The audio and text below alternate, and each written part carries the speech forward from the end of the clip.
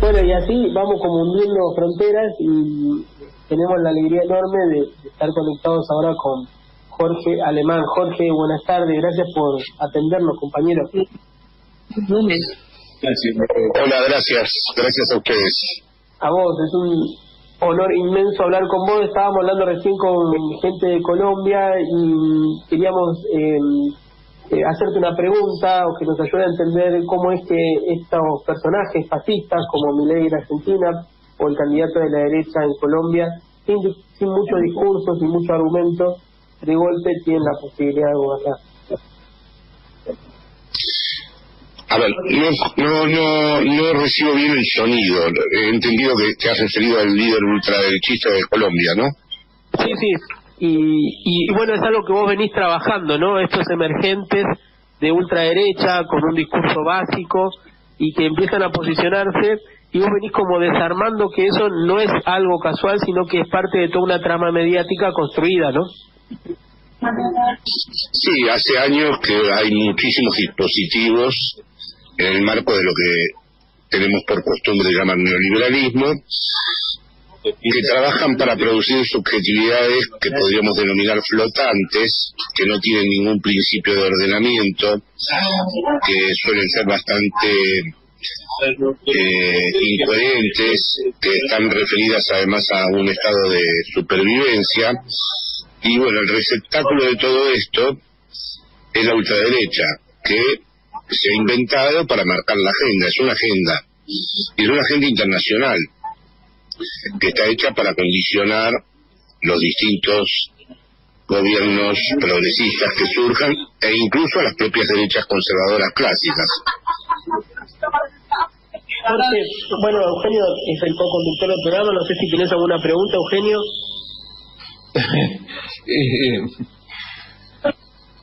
No sé, estoy en un ratito, disculpa, quizás porque la pregunta que pensando lo que acabo de escuchar. Bueno, la cosa que te quería consultar también es ¿qué expectativas, cómo ves, qué tenemos que hacer las fuerzas populares frente a esta amenaza que empieza a aparecer y que muchas veces subestimamos en un contexto en donde muchas veces nos peleamos entre nosotros, tenemos debates duros entre nosotros y donde parece que la derecha tiene mayor capacidad de aglutinarse, ¿no?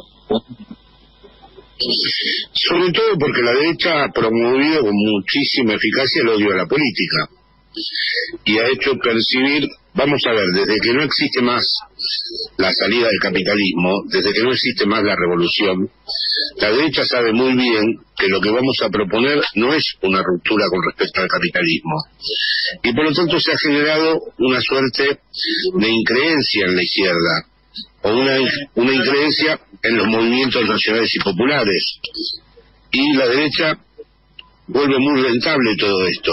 Es algo así como no les creemos nada. Hay un deporte internacional que es insultar al progre, en la medida en que ellos saben que hay mucha impotencia por parte de los gobiernos progresistas frente al orden internacional del capitalismo.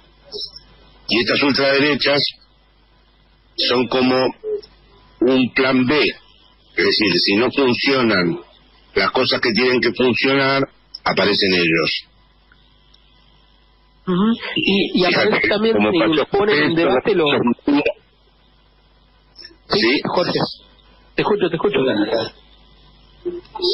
No, con respecto a lo que podemos hacer es muy difícil, porque nosotros nos movemos en el plano de las argumentaciones, de explicar cómo funcionan las cosas, de explicar la desigualdad, de explicar las injusticias, y ellos se mueven en un plano absolutamente distinto. Por ejemplo, la alcaldesa de Madrid, que es de ultraderecha, el otro día dijo: somos el partido del pueblo, de los cafés, de los estadios, de las pandillas y de los tabernarios. ¿Qué le puedes oponer a eso?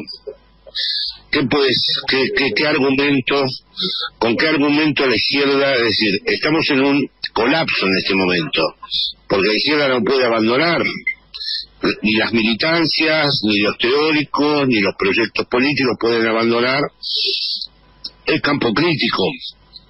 Pero ellos han buscado un camino donde la crítica no hace mella, la crítica no les hace más mella. O sea que habrá que esperar, tendremos que buscarle la vuelta. Pero estamos en un tiempo en donde lo que nosotros llamábamos crítica, o mostrar contradicciones, o mostrar la inconsecuencia o la inconsistencia que tiene ese discurso, no hace mella. Esto que estás hablando, Jorge, del deporte internacional, de insultar al progre, me parece que disculpa, es una interpretación mía, digo, algo hay también ahí de falta de fe de nuestra parte. Yo recordé cuando dijiste eso la frase de Scalabrini Ortiz que decía: creer, he ahí todo el arte de la vida, atreverse a elegir en creencias las convicciones más profundas, he ahí todo el arte de la vida.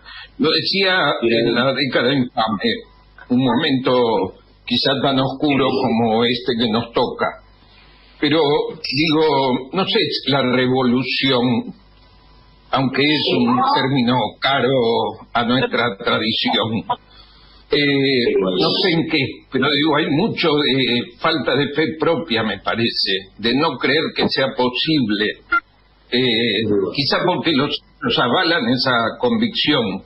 Pero digo, no es solo la inteligencia. Bueno, porque estamos en un tiempo, es porque estamos en un tiempo de duelo también, porque esas cosas en las que creíamos,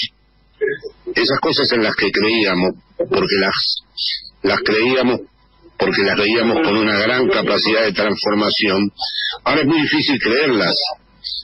Y por lo tanto estamos en un momento que estamos haciendo el duelo. Eso no quiere decir que haya que bajar los brazos, ni abandonar la lucha, ni habrá que encontrar otra forma de revolución. Pero quiero decir que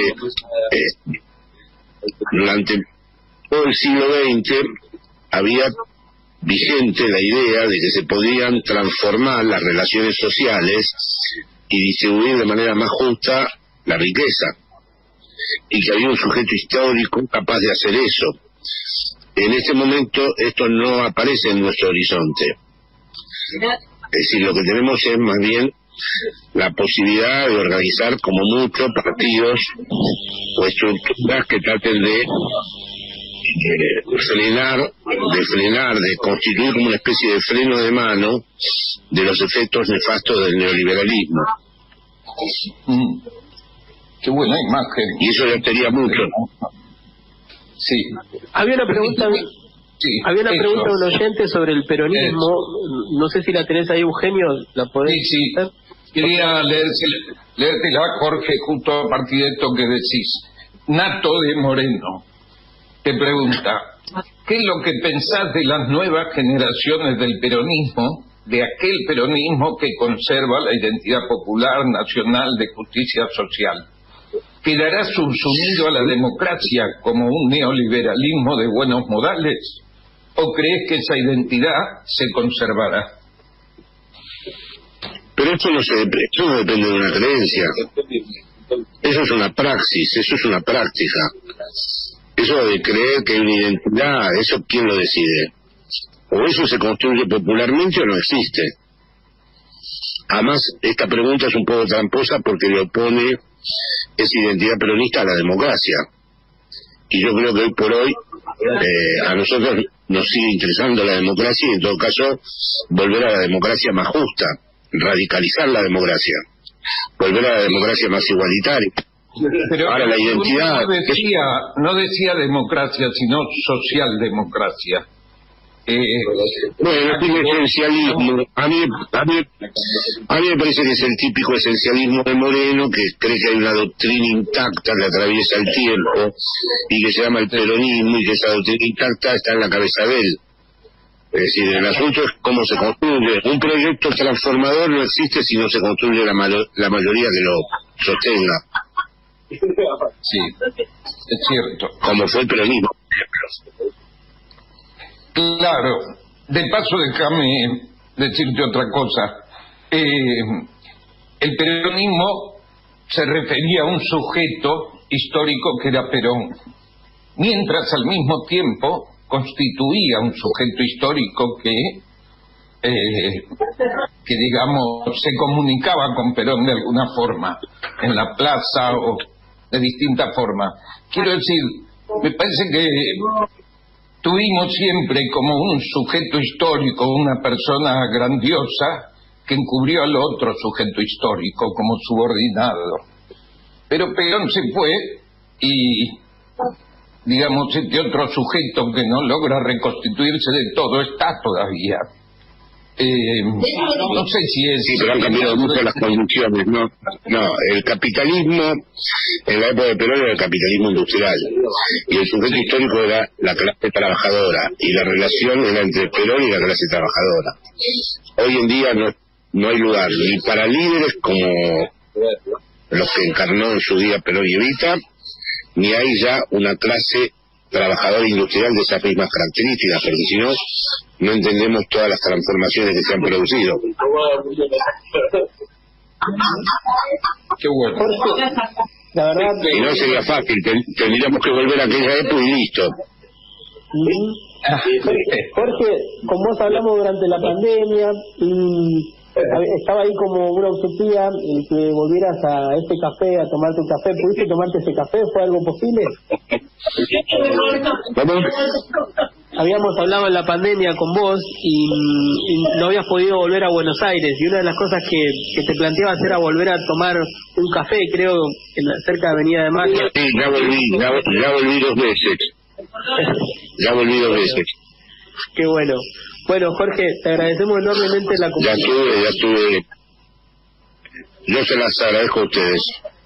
Gracias por darnos este tiempo Muchísimas gracias. en la presentación del libro. Un abrazo. Bien, un abrazo.